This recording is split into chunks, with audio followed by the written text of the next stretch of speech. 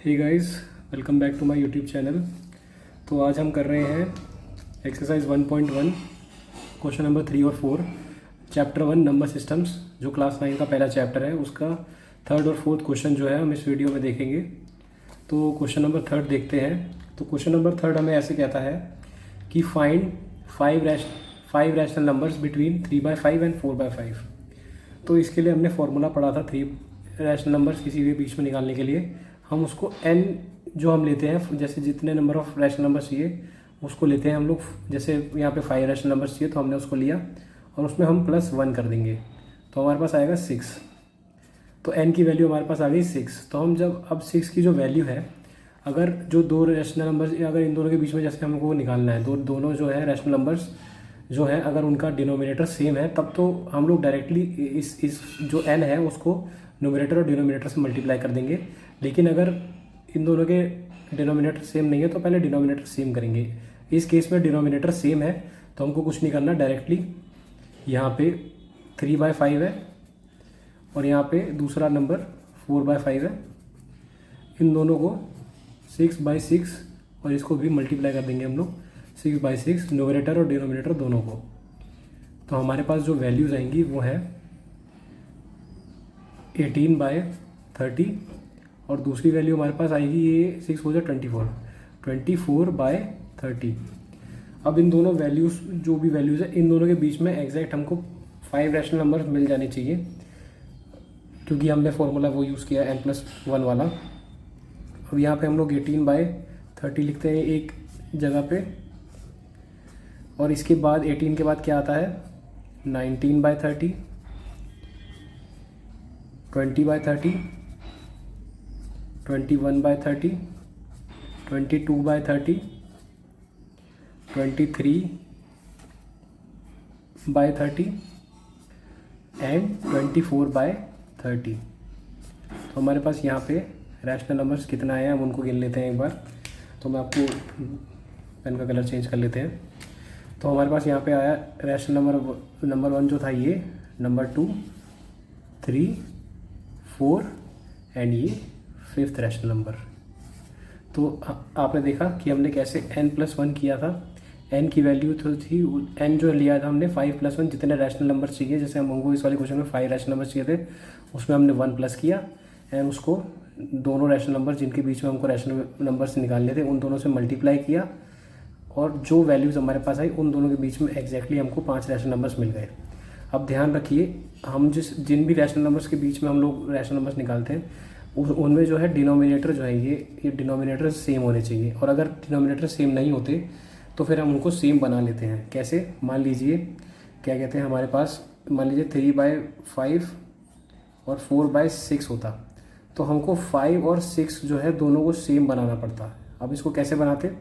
अब इसमें सेम बनाने के लिए हम लोग ऐसे करते, 3/5 को 6/6 से मल्टीप्लाई कर दें और 4/6 को 5/5 से मल्टीप्लाई कर दें। तो फिर क्या होता, यहाँ इनका ये 18, 6 या 18 और बाय 30 और 5 4 20/30। इस तरह से हमारे इसमें हम डिनोमिनेटर पहले हम सेम करते, उसके बाद n की वैल्यू निकालते, फिर मल्टीप्लाई करते और बाकी सारा चीज़ें वैसे ही सेम करते। तो बस सिंपल सा कॉन्सेप्ट है, फॉर्मूला आपको समझ आ गया होगा। बस हमको ये ध्यान रखना है कि ये डिनोमिनेटर जिनके बीच में भी हम निकालते हैं वो दोनों सेम होने चाहिए। Thank you. अब हम आगे बढ़ रहे हैं क्वेश्चन 4 की तरफ, एक्सरसाइज 1.1 के। तो क्वेश्चन 4 हमें कहता है, state whether the given statements are true और false, give reason for your answer. मतलब हमें ये बताना है कि जो स्टेटमेंट्स दी गई हैं वो ट्रू है या फॉल्स है, और उसके साथ हमको उसको रीज़न भी करना है कि वो ट्रू या फॉल्स क्यों है। तो पहली जो हमारे पास स्टेटमेंट है वो ये कहती है कि every natural number is a whole number. अब नेचुरल नंबर्स क्या होते हैं? नेचुरल नंबर्स होते हैं कि जैसे आप मान लीजिए नेचुरल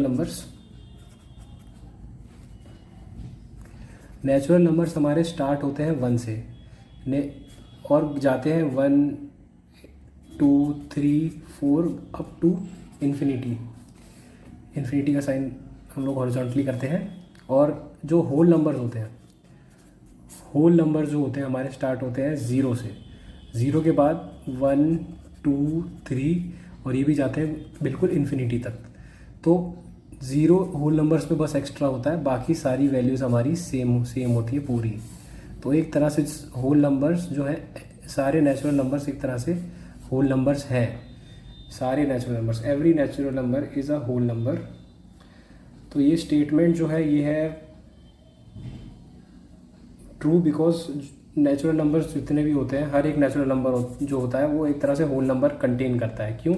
क्योंकि 1 के बाद जो है, क्योंकि ज़ीरो ही एक एक्स्ट्रा होता है होल नंबर्स में, बाकी सारे जो नंबर्स होते हैं वो होल नंबर्स में और नेचुरल नंबर सेम ही होते हैं। इसीलिए जो हमारा आंसर आएगा पहली स्टेटमेंट का वो ट्रू है, because natural numbers are contained, या फिर हम इसको ऐसे भी लिख सकते हैं, natural numbers start from 1 and go to infinity,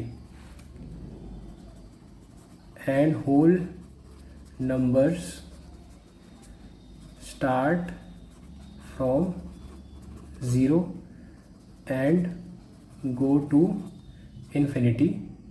Therefore natural numbers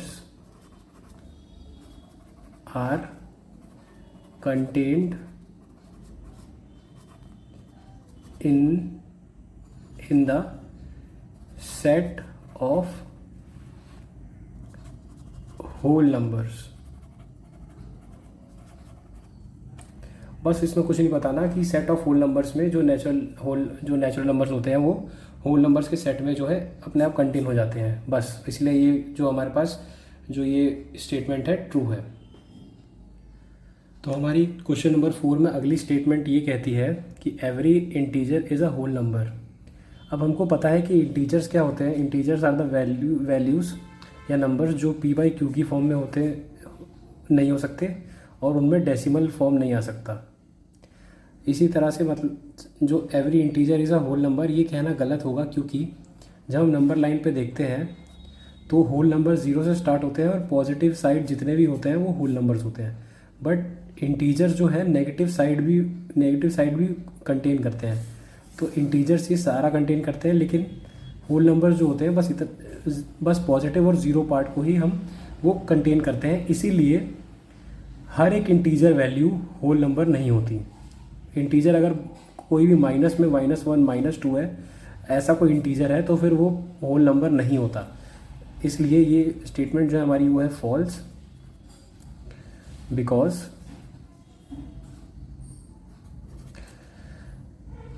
integers are also negative but whole numbers do not contain negative values। तो अगली स्टेटमेंट जो है क्वेश्चन 4 की जो थर्ड स्टेटमेंट है, थर्ड स्टेटमेंट मैंने मेंशन नहीं किया, मैं कर देता हूँ। ये हमारी थर्ड स्टेटमेंट और लास्ट स्टेटमेंट है। तो थर्ड स्टेटमेंट हमारी कह रही है कि every rational number is a whole number. तो रैशनल नंबर्स मैंने आपको बताया था, रैशनल नंबर्स होते हैं जो p बाई क्यू की फॉर्म में होते हैं, where q is not equal to 0। तो हमारा p बाई क्यू की फॉर्म में जो भी नंबर होते हैं, जैसे 3/4 1/2, ऐसे नंबर जो होते हैं उनको हम रैशनल नंबर्स कहते हैं। और यहाँ पे हमें बोला गया है every rational number is a whole number. तो होल नंबर अभी हमने जैसे बात करी, होल नंबर्स क्या होते हैं, वो 0 से स्टार्ट होते हैं और 0 1 2 3 अप टू इन्फिनिटी तक वो जाते हैं, लेकिन वो होल नंबर्स में जो है p बाई क्यू की फॉर्म में नंबर्स नहीं होते। तो every rational number is a whole number ये कहना गलत होगा, क्योंकि यानी ये फॉल्स होगा, बिकॉज